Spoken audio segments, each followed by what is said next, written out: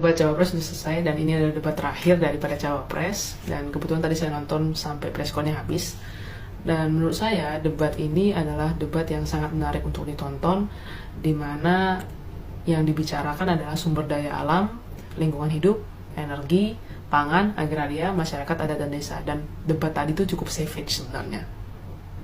Disclaimer dulu ya, kamu boleh punya pendapat yang beda, tapi apa yang akan saya sampaikan berikutnya adalah pure opini saya.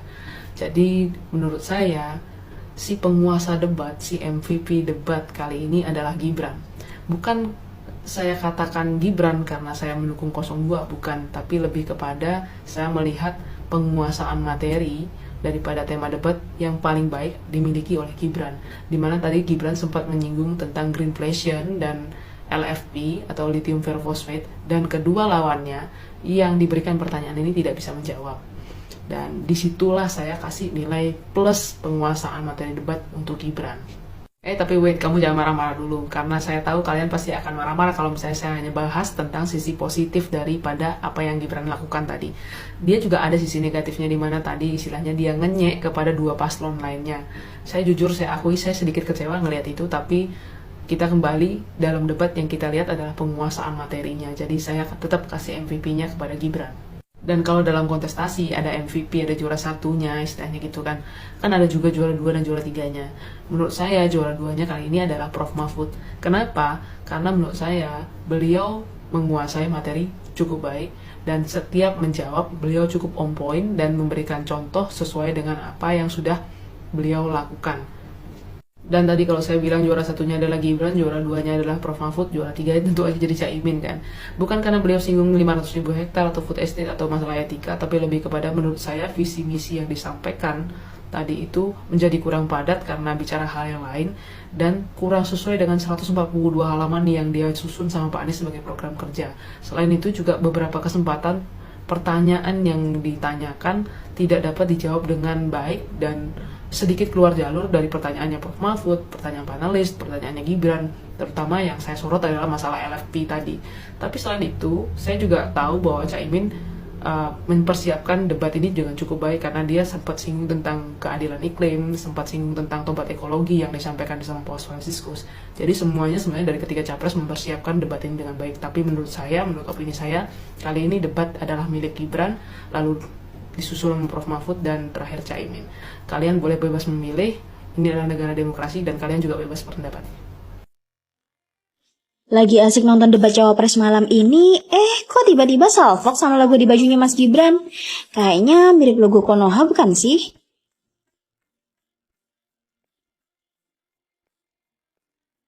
Tapi menurutku jawaban Mas Gibran hari ini benar-benar memuaskan banget sih. Kelihatan dari gestur dan pembawaannya. Kelihatan banget lebih unggul dibanding cawapres lainnya. Jadi makin yakin deh sama Mas Gibran.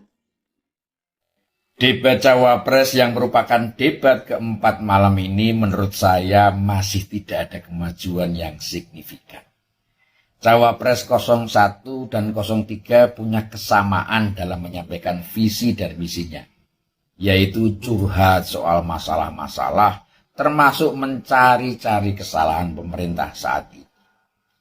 Masa iya sih visi dan misi mereka nanti cuma muter-muter cari masalah dan kesalahan pemerintah sekarang?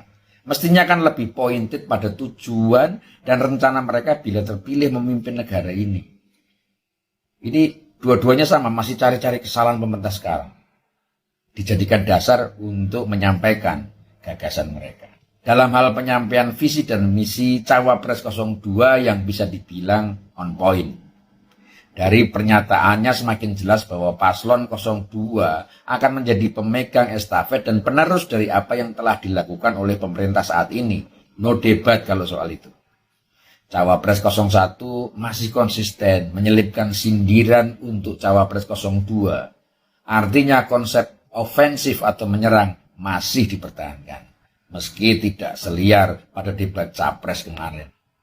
Tapi sayangnya dalam memaparkan jawaban, Cawapres 03 ini masih terasa teoritis dan normatif. Sementara Cawapres 03 sibuk pamer pengalaman yang hampir sebagian besar tidak kontekstual dengan soal yang dibahas. Sesuai dengan bidangnya, semua persoalan diarahkan pada penegakan hukum. Ini membuat penjelasannya tidak komprehensif. Kecuali Cawapres 03 memang cita-citanya cuma sebatas jadi Menko Polhukam lagi. Meski tampak pede dengan pengalaman-pengalaman subjektifnya, tapi kalau dinilai secara objektif sebenarnya pengalaman itu biasa-biasa saja. Jadi kelihatan kayak orang yang muji-muji diri sendiri gitu.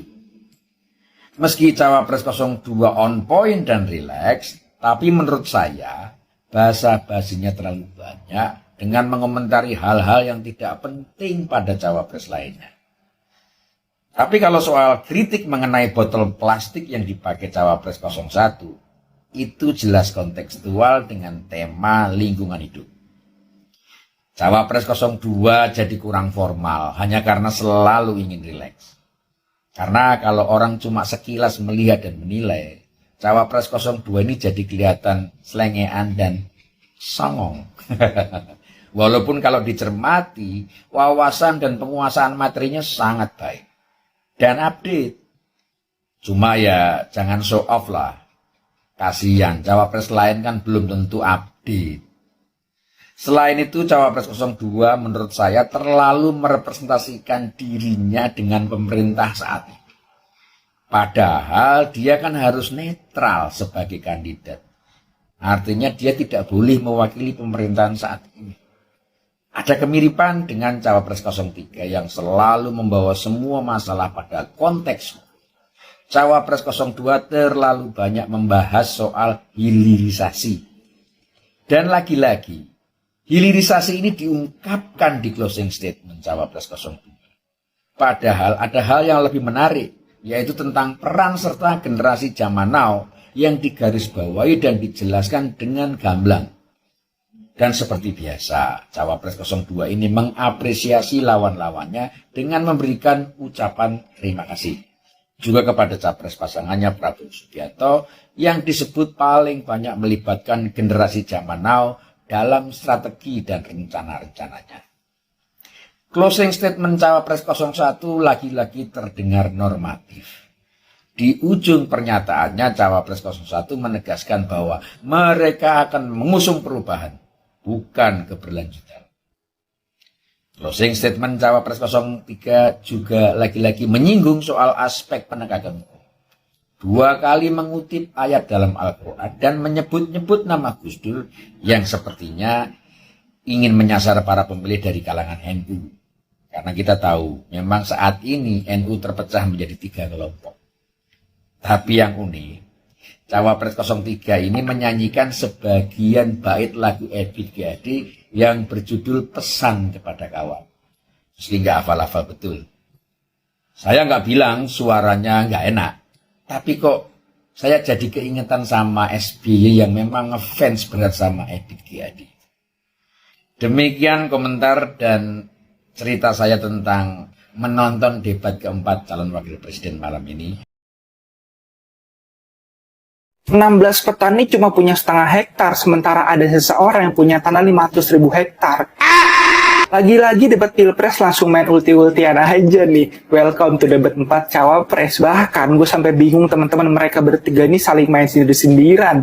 Caimin lah yang sebut-sebut etika, MK sampai luas lahan Prabowo. Gibran lah yang keluar-keluar podium padahal udah dilarang oleh pihak KPU. Sampai Mahfud MD yang ogah-ogahan jauh pertanyaan Gibran soal inflasi hijau alias Gibran pakai bahasa asing. Karena katanya dianggap receh dan gak perlu dijawab dalam lingkar akademisi. Tapi gokilnya debat keempat Cawapres ini banyak menyisakan dendam pribadi teman-teman dari debat Cawapres sebelumnya kan. Ya sampai muncul momen Gibran dihajar oleh Prof. Mahfud dan Caimin soal gagalnya food estate di Indonesia. Dan Caimin juga yang dihajar oleh Gibran soal LFP alias lithium ferrophosphate. Bahkan sampai Caimin ini ditanya, Gus Muhaimin ini anti nikel atau bukan? Soalnya tim sesnya selalu singgung-singgung soal LFP. Sampai diskakmat oleh Gibran teman-teman. Ini gimana? Masa tim sesnya sering bahas LFP tapi cawapresnya nggak paham apa-apa soal ini. Selain itu, poin yang gue catat dan gue cek fakta ada kekeliruan nih teman-teman yang diucap oleh Prof. Mahfud soal anggaran pupuk. Mahfud MD kan menyebut nilai subsidi pupuk itu naik setiap tahunnya. Padahal lahan pertanian semakin sedikit. Nah, berdasarkan data LKPP Kementerian Keuangan, anggaran subsidi pupuk itu sudah turun dari tahun 2020 sampai momen di mana Caimin dan Gibran saling senggol-senggolan soal catatan kertas kan. Yang kayak gini, enak banget ya Gus jawabnya sambil baca catatan. Yang penting ini bukan catatan Mahkamah Konstitusi. Gus Muhaimin ini lucu ya, tanya soal lingkungan tapi masih pakai botol plastik. Nah, jadi menurut kalian siapa sih teman-teman penguasa panggung debat keempat ini? Share pendapat kalian ya.